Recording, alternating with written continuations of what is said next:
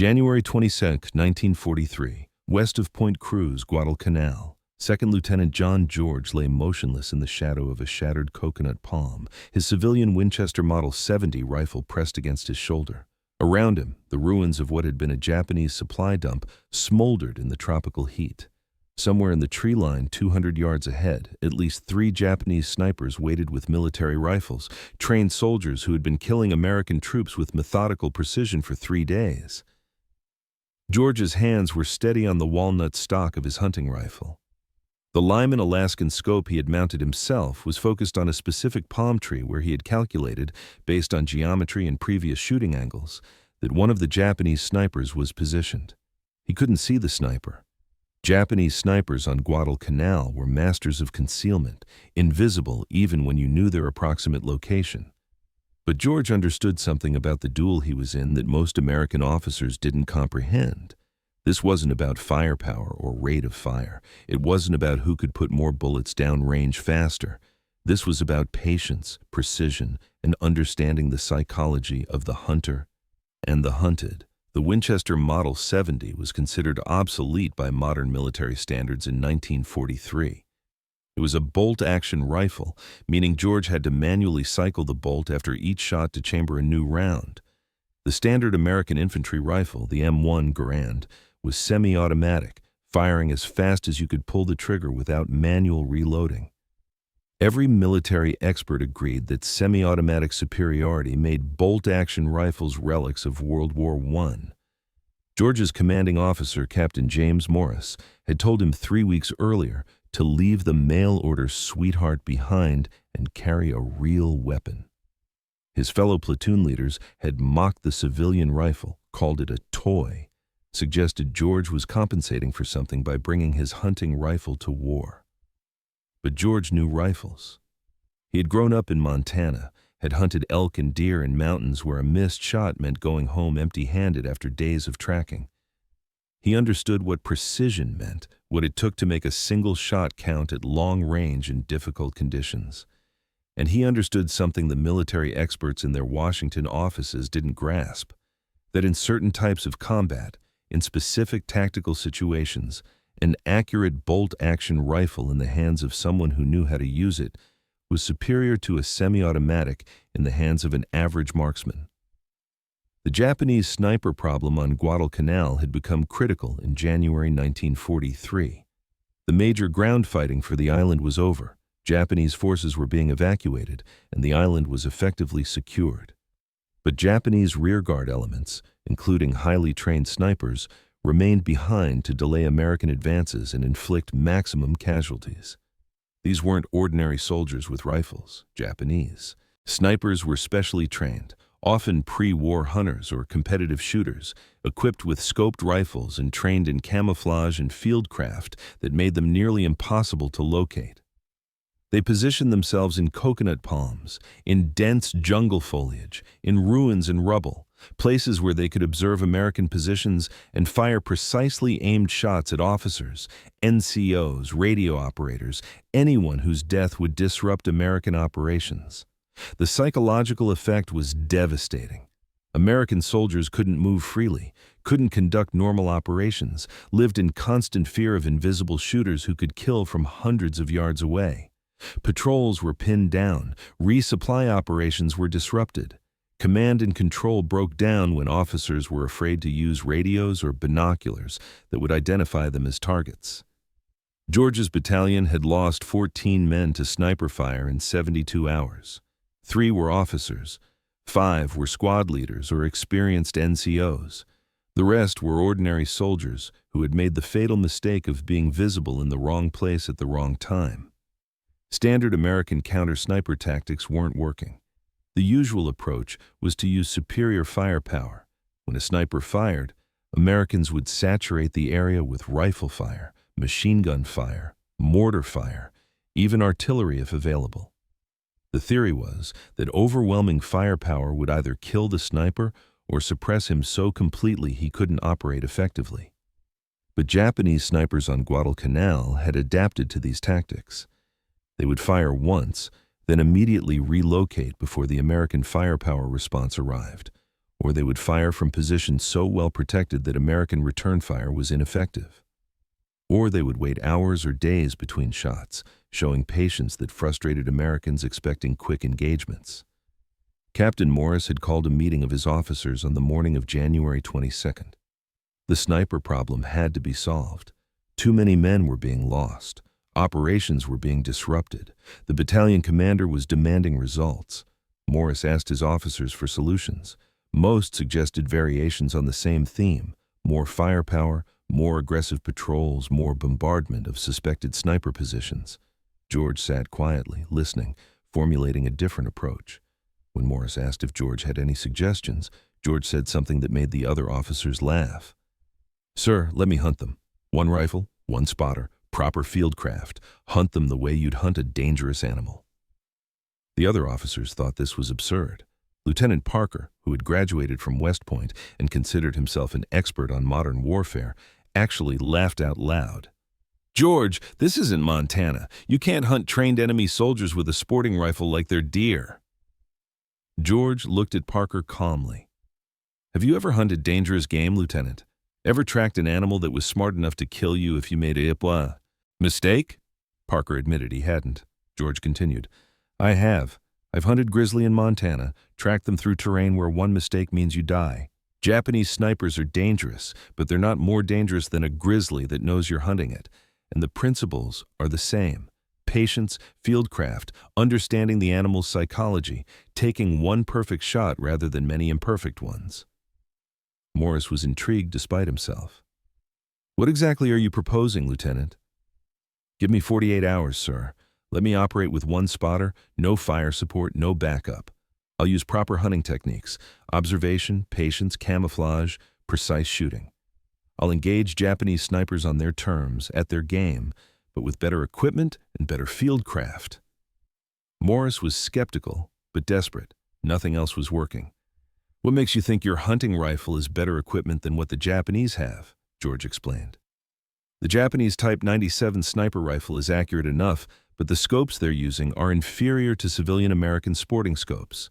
My Lyman Alaskan scope has better optics, better light gathering, better clarity than Japanese military scopes. And the Winchester Model 70 is more accurate than military rifles. It's built to tighter tolerances because civilian hunters demand precision. Military rifles are built for durability and reliability under abuse, but they sacrifice some accuracy. For the kind of shooting I'm proposing, accuracy matters more than durability." Parker interjected again. "But George, your bolt-action rifle fires slower than an M1 Garand. In a firefight, rate of fire matters." "This won't be a firefight, Lieutenant. This will be single shots at long range. I won't need rate of fire because I'll make the first shot count. The Japanese sniper won't get a chance to return fire because he'll be dead." Morris made his decision. "All right, Lieutenant George, 48 hours. Take Sergeant Richards as your spotter. But understand, if this doesn't work, if we lose more men while you're playing Daniel Boone in the jungle, I'm holding you personally responsible." George accepted the terms. He and Staff Sergeant Thomas Richards, a veteran hunter from Oregon who understood what George was proposing, gathered their equipment and moved out toward the area west of Point Cruz, where Japanese snipers had been most active. This is the story of what happened over the next 4 days. The story of how a hunting rifle that officers called a toy proved that precision mattered more than firepower in counter-sniper operations. The story of how techniques developed hunting elk in Montana translated directly to hunting enemy soldiers in the Pacific. The story of how one lieutenant's unconventional approach, initially mocked by his peers, changed how the American military thought about snipers and marksmanship. This is the story of John George and the Winchester Model 70 that changed Pacific theater. Tactics forever. To understand what John George accomplished on Guadalcanal, we need to understand who he was, why he brought a civilian rifle to war, and what made his approach to counter-sniper operations so different from standard military doctrine. John George was born in 1915 in Missoula, Montana, the son of a hunting guide who made his living taking wealthy clients on elk and deer hunts in the Montana Rockies. John grew up on rifles, learned to shoot as soon as he was strong enough to hold a .22, graduated to centerfire rifles by age 12. By the time he was 16, he was working as his father's assistant guide, responsible for tracking game and ensuring clients got clean kills. This background gave John skills that most soldiers, even most officers, didn't possess. He understood how to read terrain, how to predict where game would move, how to remain concealed while observing, how to remain motionless for hours while waiting for the perfect shot. He understood windage and elevation, how temperature and altitude affected ballistics, how to calculate holdover for long-range shots without mechanical aids. Most importantly, he understood the psychology of hunting dangerous animals, patience, discipline, accepting that sometimes you didn't take a shot because the conditions weren't perfect, knowing that a wounded, dangerous animal was more dangerous than a healthy one, understanding that the hunter's greatest advantage was the ability to choose when and where to engage. George attended college at the University of Montana, studying forestry, but left after 2 years when his father died and he needed to support his family. He worked as a hunting guide, as a Forest Service ranger, and eventually joined the Montana National Guard in 1940, partly for the income and partly because war seemed likely and he wanted military training before it started. When the National Guard was federalized in 1941, George went with his unit. He was commissioned as a second lieutenant based on his college education and his demonstrated leadership ability. He deployed to the Pacific in 1942 and participated in the Guadalcanal campaign from its early stages. George brought his Winchester Model 70 to war deliberately, over the objections of supply officers who insisted it wasn't authorized equipment. He argued that as an officer, he was authorized to carry a personal sidearm, and the regulations didn't specify what type of weapon that could be. By creative interpretation, he managed to bring the Winchester along with its scope and a supply of .30-06 ammunition. The rifle itself deserves description because its characteristics were crucial to what George accomplished. The Winchester Model 70, introduced in 1936, was considered one of the finest bolt-action sporting rifles ever made. It was built to extremely tight tolerances, with careful attention to barrel bedding, trigger quality, and overall craftsmanship. Competition shooters and serious hunters loved the Model 70 because it was inherently more accurate than military rifles. George's specific rifle was chambered in .30-06 Springfield, the same cartridge used by American military rifles, which meant he could use military ammunition if necessary. He had mounted a Lyman Alaskan 2.5x scope, one of the best hunting scopes available in the 1930s and early 1940s. The scope provided magnification for long-range shots and had better optical quality than the scopes on Japanese military sniper rifles. The combination of the accurate Winchester and the quality scope meant George could reliably hit man-sized targets at 400 yards, could make precision shots at 300 yards under field conditions, and could place bullets within a few inches of his point of aim at ranges where most soldiers couldn't consistently hit the broadside of a barn. But the rifle was only part of the equation. George's fieldcraft, his understanding of hunting principles, was equally important. When he and Sergeant Richards moved into the area west of Point Cruz on the morning of January 22nd, they didn't move like soldiers on patrol. They moved like hunters tracking dangerous game. They moved slowly, pausing frequently to observe, never silhouetting themselves against the sky, staying in shadows, using vegetation for concealment. Richards, who had hunted cougar and bear in Oregon, understood exactly what George was doing and matched his pace and caution. They were looking for signs, spent shell casings, disturbed vegetation, sightlines that provided good fields of fire toward American positions, anything that indicated where Japanese snipers might have operated. George was reading the terrain like a hunter reading game trails, looking for patterns, predicting where his quarry would be. By mid-afternoon, George had identified 3 likely positions where Japanese snipers might have fired from.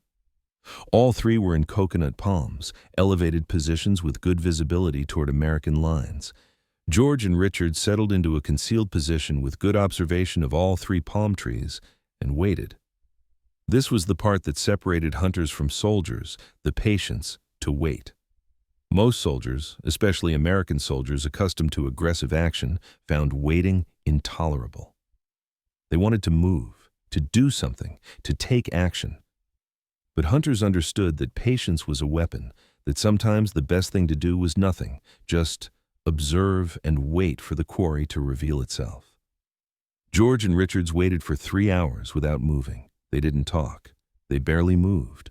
They simply watched the 3 palm trees in the surrounding area, looking for any sign of movement, any indication that Japanese snipers were present.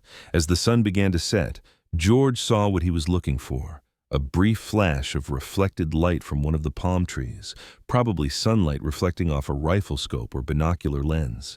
It was gone in an instant, but George had marked the exact location. There was someone in that tree. Someone with optical equipment, most likely a Japanese sniper preparing for evening shots when American soldiers would be moving more freely as they believed the fading light would protect them. George whispered to Richards, "Second tree from the right, about 40 feet up, on the western side. There's someone there with glass." Richards studied the tree through binoculars but couldn't see anything. "You sure, sir?" "I'm sure. Saw a reflection." "He's there." George settled behind his Winchester, adjusted his position slightly to be more stable, and began the calculations he had done thousands of times hunting in Montana. Range to target, approximately 240 yards. Wind, light breeze from the east, maybe 5 miles per hour. Temperature, warm, maybe 85 degrees. Elevation, target elevated about 40 feet, George shooting from ground level, so he needed to adjust for the angle. The sun was setting behind George, which meant the Japanese sniper was looking into the glare. That was an advantage. The sniper's vision would be compromised by the low sun, while George was shooting with the sun behind him. George waited for the light to be exactly right. He needed enough light to see clearly through his scope, but wanted the sun low enough that the Japanese sniper would be struggling with glare. The timing was critical.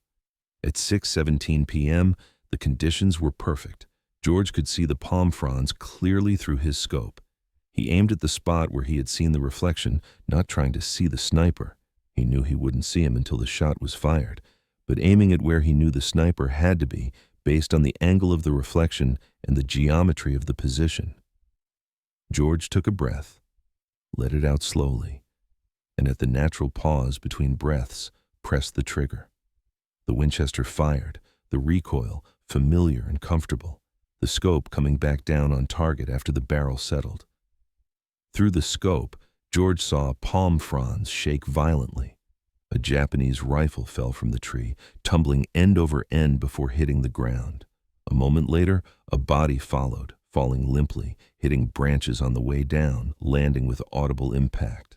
Richards was already scanning the other trees with binoculars, watching for response from other Japanese snipers, but there was no response. The sniper George had shot had been alone, or his companions were too disciplined to reveal themselves by reacting to his death. George cycled the bolt of his Winchester, chambering a fresh round, and continued watching through his scope. He and Richards remained in position until full darkness, observing, waiting to see if other Japanese soldiers would investigate the fallen sniper. None did. When darkness was complete, George and Richards withdrew carefully, moving back to American lines using terrain they had scouted during their approach. They reported to Captain Morris that evening. Morris listened to George's report, then said, "1 shot, 1 kill. At 240 yards against a target you couldn't actually see. That's either extraordinary shooting or extraordinary luck, Lieutenant." "Bit of both, sir," George admitted. "But mostly it was understanding where he had to be based on the optics reflection, then trusting my equipment and my fundamentals. The Winchester put the bullet exactly where I aimed. The rest was fieldcraft and calculation." Morris was impressed despite his previous skepticism. "Can you do that again?" "Yes, sir. Give me time to work, let me hunt them properly, and I can clear this sector of snipers." Morris made a decision that would have significant consequences. "Continue operations. You've got your 48 hours, plus as much time as you need if you keep getting results. But I want other officers observing your methods. If this works, I want it documented so we can teach it."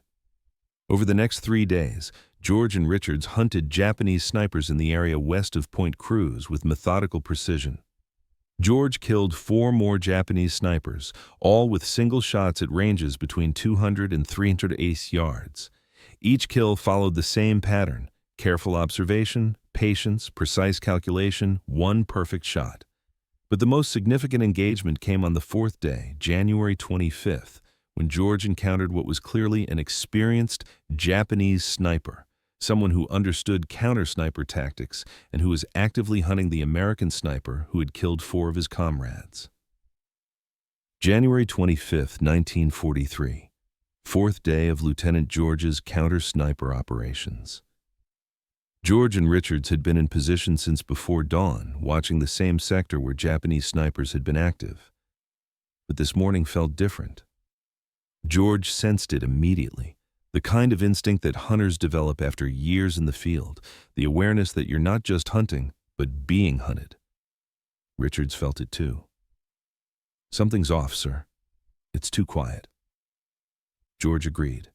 The usual background noise of the jungle, birds, insects, the rustle of wind through vegetation, was subdued. Animals went quiet when predators were near, and somewhere in this coconut grove, there was a predator who had killed at least 6 American soldiers, and who now knew an American sniper was hunting him. This was the duel George had anticipated, the real test of his approach. The previous 4 Japanese snipers had been competent, but had followed predictable patterns. This one was different. This one was adapting, learning, hunting the hunter. George whispered to Richards, "He knows we're here, or he knows someone like us is operating in this sector. He's set up somewhere with good observation, waiting for us to reveal ourselves." "What do we do, sir?" "We outpatient him. We have more supplies than he does, probably better position than he does. We wait. He'll have to move eventually or reveal himself somehow. We just have to see him first." They settled into absolute stillness. This was beyond normal military discipline, beyond what infantry training taught about remaining motionless in observation positions. This was the hunter's patience that George had learned tracking grizzly in Montana, the ability to become part of the landscape, to remain so still that you ceased to be a person and became just another feature of the terrain. Hours passed. The sun climbed, the temperature rose, the morning advanced toward noon. George and Richards didn't move. They barely breathed. They existed in that state of hyper-awareness that hunters know, where your consciousness expands to encompass everything around you, where you're not looking at anything specifically but seeing everything simultaneously. At 11:43 a.m., George saw it, the briefest flicker of movement in a palm tree approximately 320 yards away. Not a branch moving in wind, not a bird, but something artificial, something that didn't belong. The movement was so slight that most observers would have missed it or dismissed it as imagination. But George had spent thousands of hours observing wildlife, had learned to detect the subtle indicators that separated natural movement from animal presence.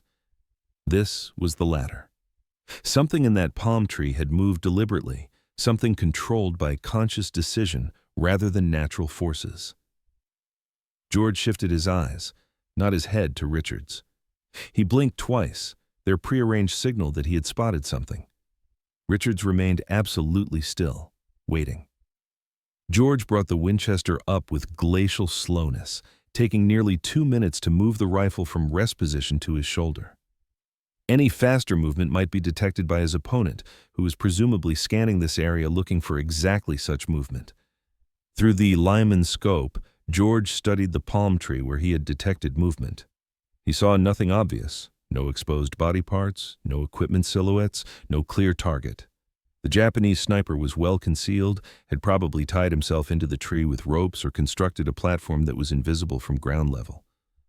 But George understood something crucial about concealment. Perfect concealment doesn't exist. Every position has a flaw, an angle from which it's visible, a condition of light that reveals it. The question was finding that flaw before the Japanese sniper found yours. George studied the tree systematically, examining every palm frond, every shadow, every configuration of vegetation. He was looking for patterns that didn't match, for geometries that were too regular, for colors that were slightly wrong. He was looking for the same signs he looked for when hunting game: the horizontal line of a deer's back in vertical forest, the circular shape of an eye in angular foliage, the wrong texture of hide among tree bark. After 20 minutes of observation, George found it, a section of palm frond that was slightly different in color from the surrounding vegetation, not dramatically different, not obviously artificial, but wrong, dead. Fronds rather than living ones, cut and arranged rather than naturally growing. Behind those fronds was the Japanese sniper's position. George couldn't see the sniper himself, but he knew where he was hiding. The question now was how to get a shot. The Japanese sniper was well protected by the palm fronds. A shot directly at the position would likely hit vegetation rather than the target. George needed the sniper to expose himself, to create a clear shot opportunity. George considered his options. He could wait for the sniper to move or adjust position, which might create a brief opening. But that could take hours or days, and there was no guarantee the opportunity would come. Or he could force the issue, could create a situation that compelled the sniper to expose himself. George made his decision. He whispered to Richards, barely audible even inches away. "I'm going to take a shot at that position. Won't hit him through the fronds, but it'll make him react. Watch for his response. If he returns fire, you'll see his muzzle flash. Mark the exact position." Richards understood. "That's risky, sir. He'll know exactly where you are." "He probably already knows approximately where we are. This will be precise, but we'll have his position too. I'll move immediately after the shot. You stay here and observe." George aimed carefully at the palm frond concealment, at a spot just below where he believed the sniper's position was located. He wasn't trying to hit the sniper with this shot. He was trying to provoke a response that would reveal exactly where the sniper was positioned. George fired. The 180-grain .30-06 round struck palm fronds and splintered the tree trunk beneath them. The effect was immediate and exactly what George had calculated. The Japanese sniper, startled by a round impacting inches from his position, reflexively moved. Palm fronds shifted. For approximately 1 second, George caught a clear view through his scope of the sniper's position, a platform constructed of rope and wood, positioned on the western side of the tree trunk about 50 feet up, with the sniper prone on the platform. George had already rolled 3 feet to his left as he fired, then changing position before the Japanese sniper could return fire. The sniper did return fire, 2 quick shots aimed at where George's muzzle flash had been. The round struck ground where George had been lying seconds earlier, but Richards had marked the exact location of the Japanese sniper's muzzle flash. He whispered the correction: 4 feet higher and 2 feet left of where you aimed. George processed this information, calculating the new aim point. The Japanese sniper had revealed his position with his return fire, and now George knew exactly where he was. But the sniper also knew precisely where George had been. This was now a race. Who could get into position and fire accurately first? George settled behind his Winchester in the new position. He didn't have time for careful observation and slow aiming. He had perhaps 10 seconds before the Japanese sniper realized George had moved and began searching for his new position. George needed to find the target, aim and fire before the sniper could do the same. Through the scope, George found the palm tree, found the section where the sniper had fired from, adjusted his aim point based on Richard's correction. He could see the platform now, could see sections of it that had been revealed when the sniper moved. He aimed at a point that should intersect the sniper's body based on the platform's position and likely posture. George fired, cycled the bolt, fired again. 2 shots in 3 seconds, both aimed at the calculated position of the Japanese sniper behind his palm frond concealment. The first round struck the platform, splintering wood. The second round penetrated fronds and struck something solid. Through the scope, George saw the platform collapse, saw fronds shake violently, saw a body fall from the tree, tumbling through palm fronds before striking the ground. Richards confirmed through binoculars. "He's down, sir. Not moving." George and Richards remained in position for another hour, watching for any response from other Japanese soldiers. When none came, they carefully advanced to the fallen sniper's position to confirm the kill and gather intelligence. The Japanese sniper had been a sergeant, equipped with a Type 97 sniper rifle and a 2.5x scope. His position had been expertly constructed, with rope securing him to the tree and a wooden platform that provided stable shooting support. His camouflage was excellent. Even knowing where to look, George had trouble seeing the position from ground level. Most significantly, the sniper carried a notebook with sketches of American positions, notes on officer movements, and annotations in Japanese that George couldn't read, but that were clearly intelligence documentation.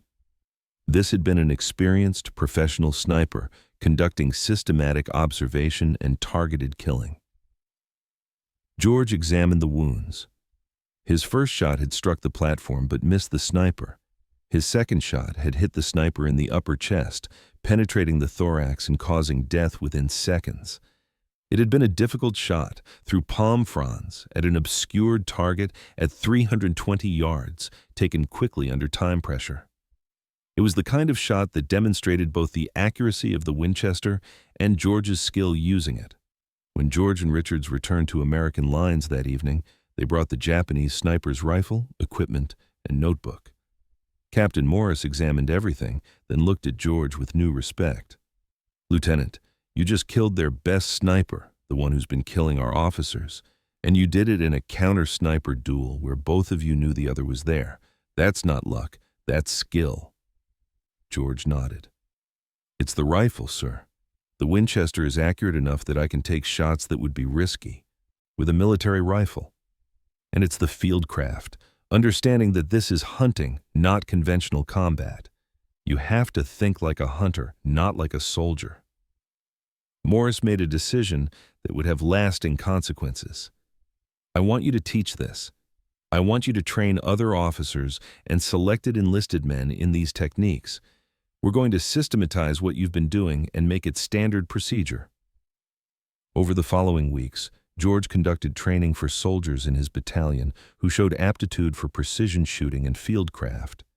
He taught them the principles he had learned hunting in Montana: patience, observation, understanding terrain, calculating shots, thinking like the prey to predict behavior. He emphasized that counter-sniper operations were fundamentally different from regular infantry combat, required different mindsets and different skills. The techniques George taught spread through the division, then through other units on Guadalcanal. Officers who had initially mocked his hunting rifle approach now requested his advice. Soldiers who had civilian hunting experience were identified and trained in counter-sniper techniques. The hunting rifles that some soldiers had brought from home, Winchesters, Remingtons, Springfields, were no longer dismissed as toys, but recognized as potentially superior tools for specific applications. The success of George's approach prompted official Army interest.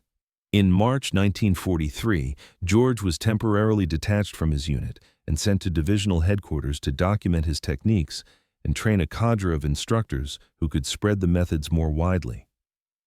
George's report, titled Counter-Sniper Operations, Techniques and Equipment, became one of the foundational documents for American sniper doctrine in the Pacific Theater. The report emphasized several key principles: precision over firepower. In counter-sniper operations, one accurate shot was more valuable than volume of fire. Suppressive fire might make soldiers feel better, but rarely killed enemy snipers and often just wasted ammunition while revealing American positions. Quality optics matter. Good civilian hunting scopes were superior to most military scopes available at the time. The better you could see, the more likely you were to identify and hit distant targets.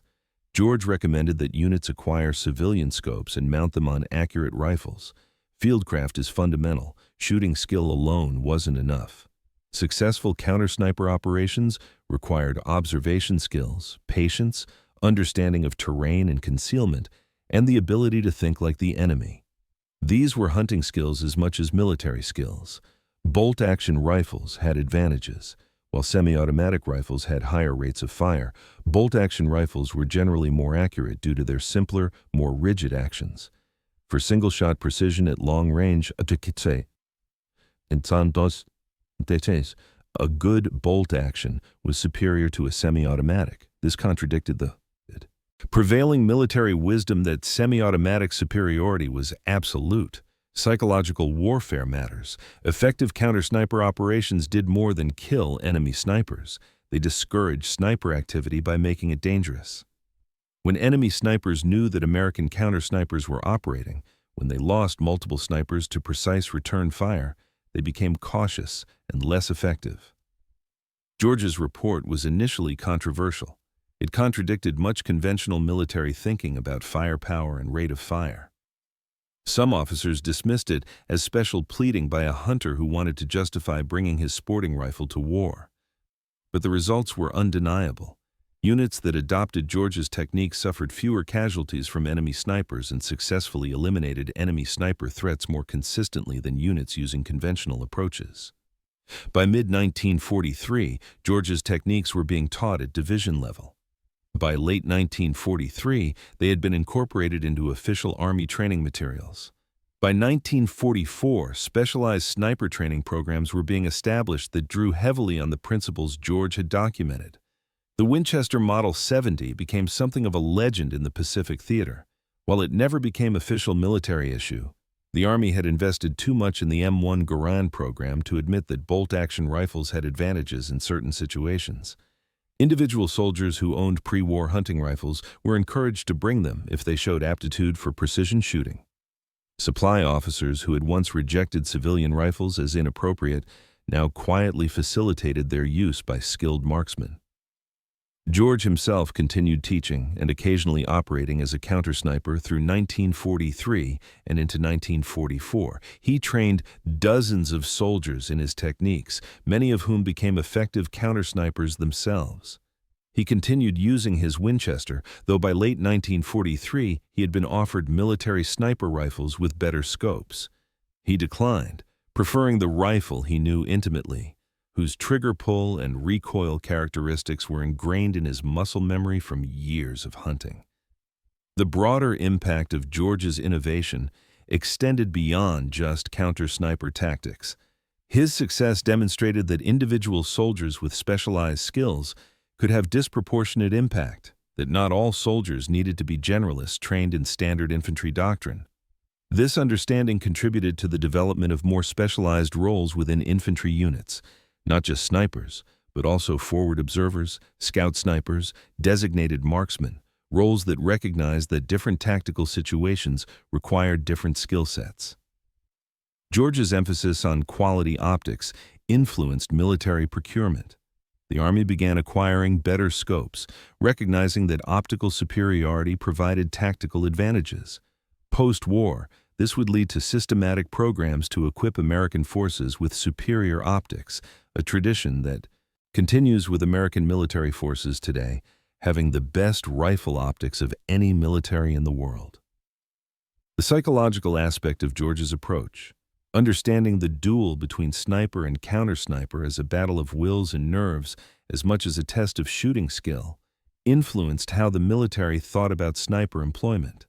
Snipers weren't just long-range shooters, they were psychological warfare specialists whose presence affected enemy behavior even when they weren't actively shooting. For John George personally, the experience of proving his unconventional approach correct was professionally satisfying, but also isolating. He remained somewhat apart from other officers, respected for his results, but viewed as unusual, not quite fitting standard officer mold. He was promoted to first lieutenant in 1943 and to captain in 1944, but he never advanced beyond company-level command, largely because he was too valuable as a specialist to be moved into general staff positions. George survived the war. Returning to Montana in 1946, he wrote a book, Shots Fired in Anger, published in 1947, that became a classic text on combat marksmanship and sniping. The book detailed his experiences on Guadalcanal and his philosophy of precision shooting in combat. It remained in print for decades and was used as a reference text in military sniper schools. After the war, George worked as a hunting guide again, returning to the mountains he had left in 1941. He also worked as a consultant to the military on sniper programs, traveled occasionally to training facilities to teach, and mentored young soldiers interested in precision shooting. In a 1965 interview, George reflected on his Guadalcanal experiences. People ask me if I'm proud of what I did, of the Japanese soldiers I killed. That's a complicated question. I'm not proud of killing. That's not what you should take pride in. But I'm proud that I solved a problem that was getting American soldiers killed, that I developed techniques that saved lives. The Japanese snipers on Guadalcanal were good, were dangerous, were killing our men. Someone had to stop them. I had the skills to do it, so I did. What I'm most proud of is proving that precision matters, that one accurate shot is worth more than a dozen wild ones. That's a principle that applies beyond just combat. In hunting, in shooting sports, in many aspects of life, quality over quantity, precision over volume, taking time to do something right rather than doing it fast and wrong. That's what I tried to teach, and I'm glad it took root. George died in 1989 at age 74, having lived long enough to see American military sniper programs become highly sophisticated, to see the principles he had advocated become standard doctrine, to see civilian hunting rifles, like his Winchester Model 70, recognized as having contributed to military innovation. The Winchester Model 70 that George carried on Guadalcanal was preserved by his family after the war. It was eventually donated to the National Museum of the Marine Corps, where it remains on display with documentation of George's achievements. The rifle is well worn, showing the effects of combat use in tropical conditions, but it's still recognizable as a pre-war civilian sporting rifle, modified only by the addition of the Lyman scope and some minor field expedient repairs. The museum display includes George's account of the January 25th duel with the Japanese sniper, along with photographs of George and his written report on counter-sniper techniques. The exhibit is titled "The Rifle They Called a Toy," using the phrase George's fellow officers had mockingly applied to his Winchester before it proved itself in combat. The legacy of John George's Guadalcanal experience extends into modern military practice. Current American military sniper doctrine emphasizes many of the principles George articulated in 1943.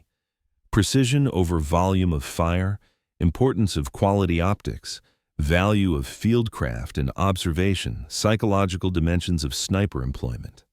While modern military snipers use purpose-built weapons far more sophisticated than George's civilian Winchester, the underlying philosophy owes much to what a Montana hunter proved in coconut groves on Guadalcanal. The principle that sometimes old technology, when properly employed by skilled users, can outperform newer technology in specific applications is one that George's experience illustrates perfectly. The bolt-action Winchester was obsolescent by 1943 military standards, superseded by semi-automatic rifles that could fire faster. But in the specific application of long-range precision shooting against individual targets, the bolt-action's inherent accuracy made it superior to the semi-automatics despite their higher rate of fire. This understanding, that different tools are optimal for different tasks, that there's no universal best weapon, that effectiveness depends on matching tool to task, seems obvious in retrospect, but was not obvious to military planners in 1943 who were committed to semi-automatic superiority as doctrine.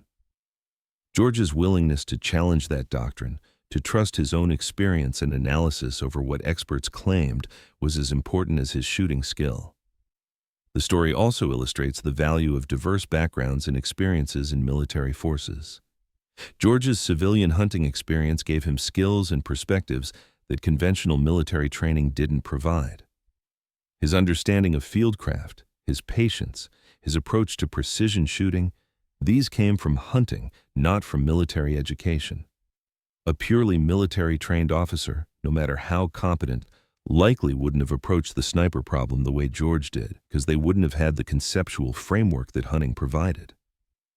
This argues for military organizations remaining open to unconventional approaches, for valuing soldiers who bring specialized civilian skills, for recognizing that military doctrine isn't always optimal, and that sometimes the guy with the mail-order rifle knows something that West Point graduates don't.